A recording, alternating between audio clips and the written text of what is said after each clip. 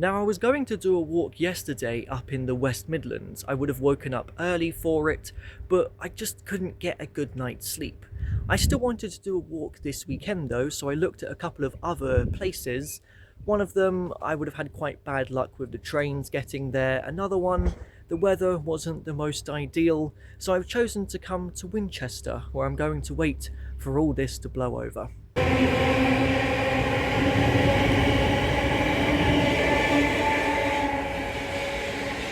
Now, there's not a whole lot around the station, but as you make your way towards the city centre, you'll see just how historical Winchester actually is.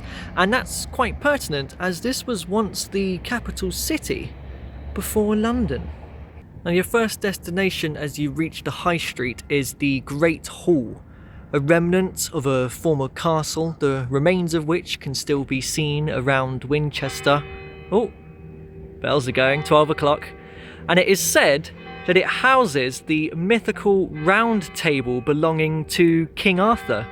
Now, is it an original or is it a replica? It's probably a replica, right?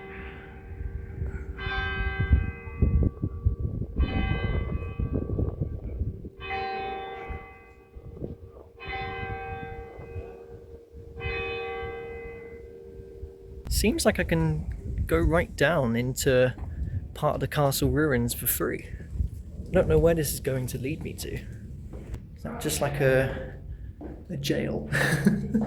It seems that way, right? Oh, it goes down a lot. Oh, it goes down really far. You can't see it. Hang on. Oh yeah, you can. It actually just brings you out into like a little office plaza area. There's law courts over there. There's good information on the castle. The tower, which we're in here, says it's demolished around 1645 as part of the destruction of the castle by Oliver Cromwell. You see, I knew that there were remains of the castle kind of on the other side of the high street. So to see how extensive the site actually was here is quite surprising. We are right on the edge. And to start my walk down the high street, I have to pass through the West Gate, former defence for the castle, one of many gateways leading into the city, of which walls would have encircled the perimeters. Well, the Buttercross here feels like the heart of the high street. This is where I'm coming off of it though, to come and have a look at Winchester's Cathedral. Now, this is the real centrepiece of Winchester. It's a stunning building. It's the longest Gothic cathedral. It is huge. And I particularly remember when I first visited Winchester about 5 years ago, I'd come up to this point in the evening and the sun was casting a lovely golden glow on this corner of the cathedral. Now, it's a given, I guess, that notable people would be buried in Winchester's Cathedral, like Jane Austen or King Alfred the Great, the only English monarch to be called great. He did call himself the King of the Anglo-Saxons, but he more set the groundwork, I guess, for his grandson Athelstan to be the first king of a unified England over 100 years before William the Conqueror came through. Now, my route out of Winchester was going to involve following the River Itchen, which at this point is flowing under a former mill that is now owned by the National Trust. That's another sign to add to the collection. But there's just one quick thing I want to have a look at first though.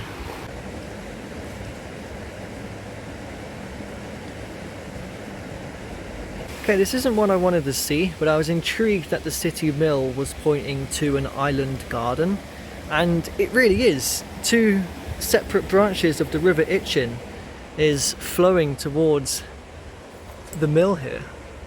Okay, I've gotten distracted again by another sign that was pointing downstairs so that you can come and have a look at the Waterwheel underneath the mill.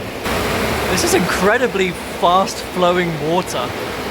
It's very intense standing over it. So now that I've left the mill, the thing I wanted to come and have a look at is a multi-storey car park. But there's a reason why.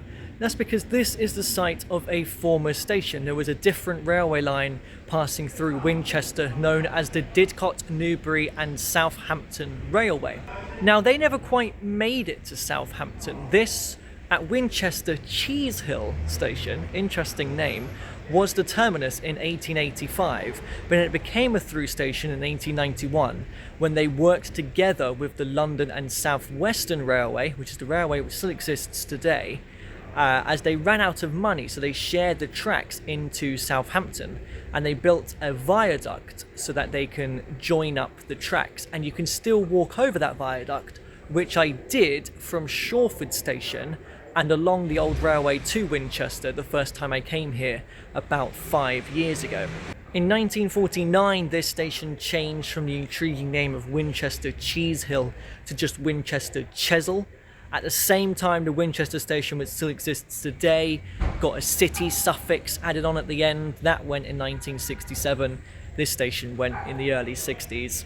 There is, though, the remains of a tunnel mouth that trains would have entered as soon as they left Winchester Cheese Hill. Let's have a little peek in, see what we can see. Oh, it's very cold. It's a storage unit and not much else. It's very dark. Okay, I'm already beginning to regret my choices. I had noticed on the map that there's a huge hill just behind the old station. No wonder the trains would have headed into a tunnel. I thought I'd climb it real quick, but it is very, very steep. Oh my lord, it just keeps going. Okay, well, might as well stay committed to it now. Come this far. Well, at least I got it to myself. No one can be bothered to climb the hill. The irony that you didn't have to go a little bit down to reach the viewpoint. But there it is. Wow. That's pretty incredible, actually. Yeah, I'd say it's worth it. It's kind of reminded me of Bath a little bit. That has a huge viewpoint that then overlooks the Abbey in the distance, like here, how I can see the Cathedral. I have to go back down now. So that is my parting shot of Winchester as my walk now takes me north along part of the course of the River Itchen and the former Didcot, Newbury and Southampton Railway, which I'm now thinking this is very much a spiritual successor to a walk I've done recently from Whitchurch to Andover, because that followed the River Test and the same railway that we just had a look at. I'm fascinated, by the way, of the name Cheese Hill. I'd noticed on Google Maps that there is a chili and cheese festival that happens at North Walls Recreation Ground, where I'm now at, every once in a while. There's actually a fun fair happening right now. But the name Chesil, the alternative name, I've seen refer to an old Anglo-Saxon word meaning pebbly bank, which I guess makes sense, right? River Itchen. Oh wait, it's an inflatable obstacle course, not a fun fair. Oh, that would be so much fun. Even now as an adult, I would really enjoy that. So I guess because the railway headed into a tunnel, I've not yet been following the course of the old route, and I've instead been beside the River Itchen, though that is coming to an end here. We're parting ways with it. But also, there was a station called Kingsworthy, which that road up there completely obliterates the remains of. It does slightly use the course of the old railway too. It looks like I got a selection of underpasses to pass through. It's a big old road, the A34.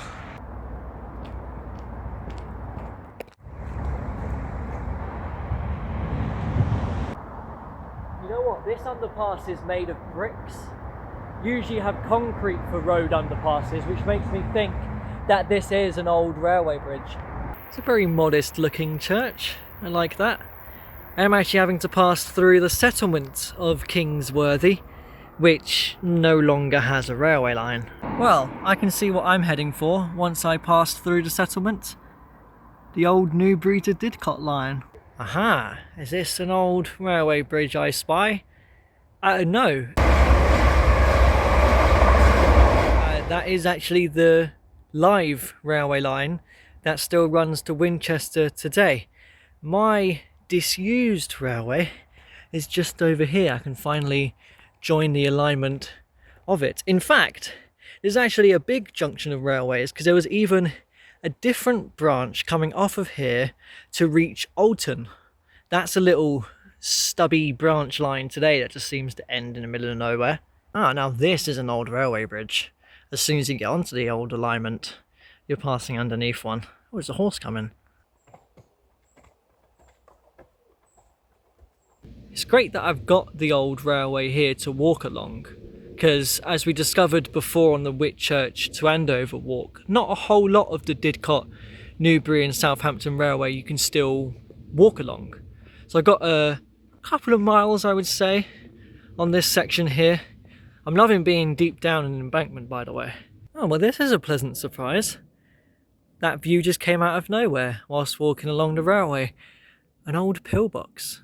Great information board here, by the way, telling us that there used to be 28,000 pillboxes nationally. That is an insane number. To be fair, 6,000 of them still remain. No wonder I always seem to come across them on walks. Oh, 23 out of 25 here survive. Wow. This is actually just brilliant foreshadowing to what the next station on the line was and what it served.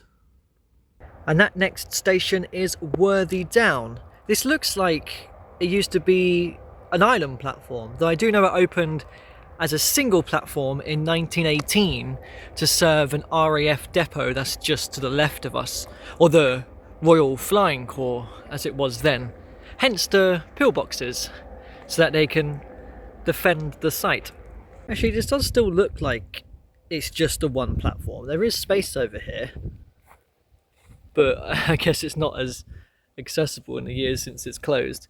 But saying that, there's a significant gap there where the second track could have ran, where there would have been no platform. Not too sure.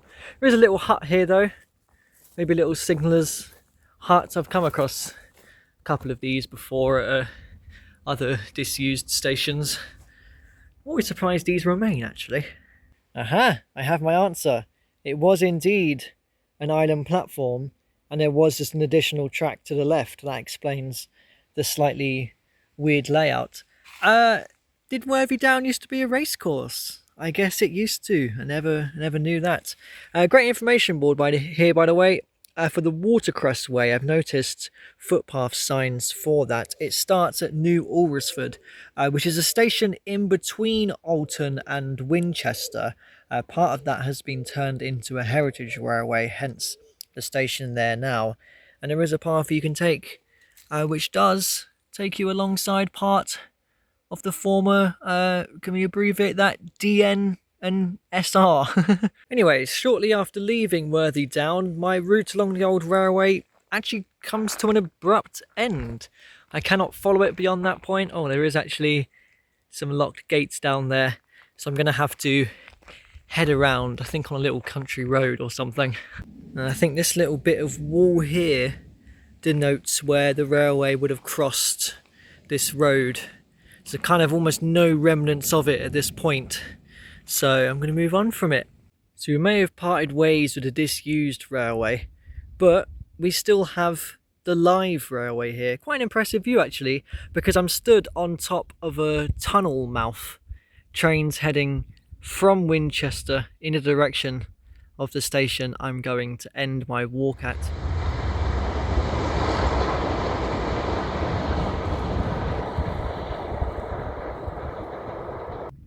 Well, this part of the walk to the station is just ridiculously rural. No one's around here at all. It's very different to the touristy hotspot that was Winchester this morning. So I've now made it into a village called Micheldever, or Micheldever. I'm standing in the churchyard here. Now, interestingly, that is the name of the station of which I'm going to end my walk at. But the station is about 2.5 miles away. I've still got so much more of the walk to go and do. This is a very quiet place. And I have come across a river, Deva, which I didn't know existed until I just looked at the map. I'm going to make the assumption that this is a tributary of the River Itchen that we saw earlier in Winchester. Well, there's proof. Micheldever Station, 2 miles away. There isn't even that many footpaths around the station, so I'm having to walk 2 miles along a road Luckily, it's a nice, quiet country road. Still get some good field views, but this is very strange, especially as the railway is actually just up there.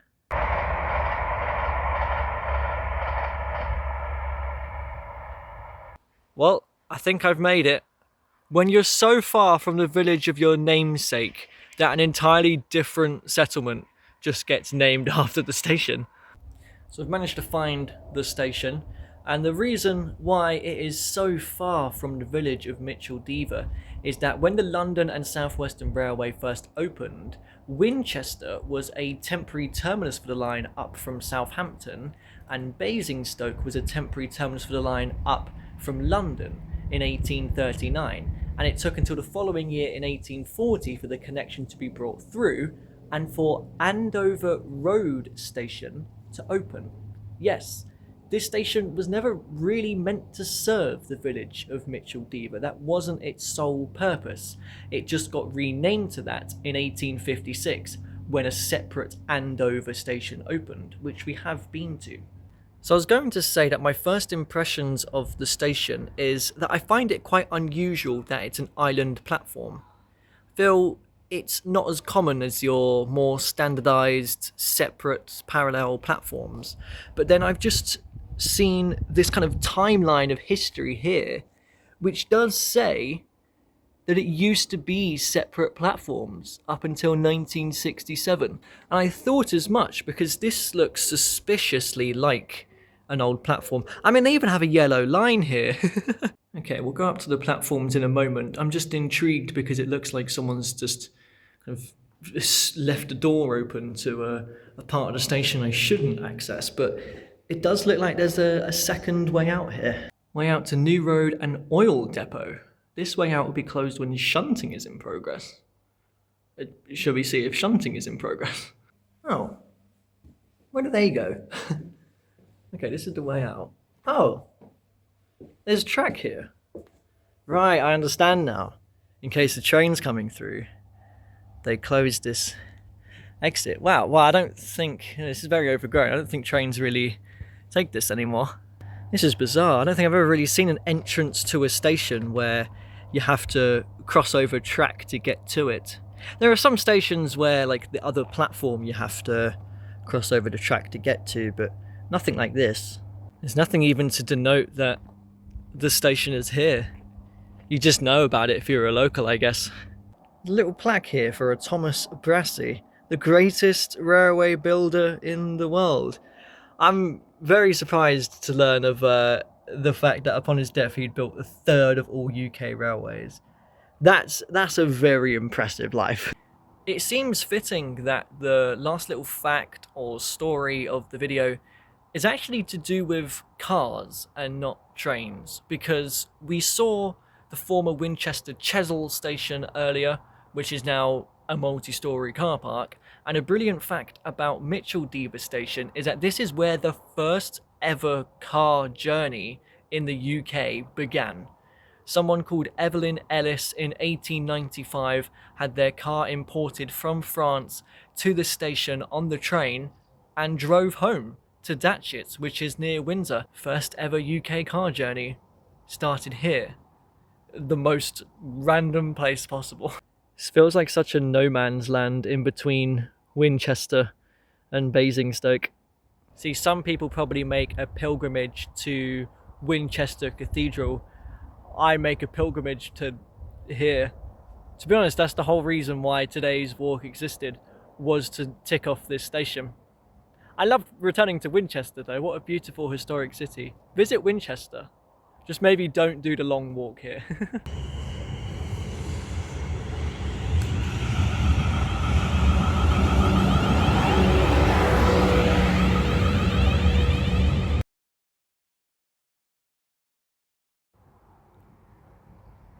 Have I started recording as soon as the train's about to pass through? The train now approaching platform 2 doesn't stop here. Okay. Please stand back.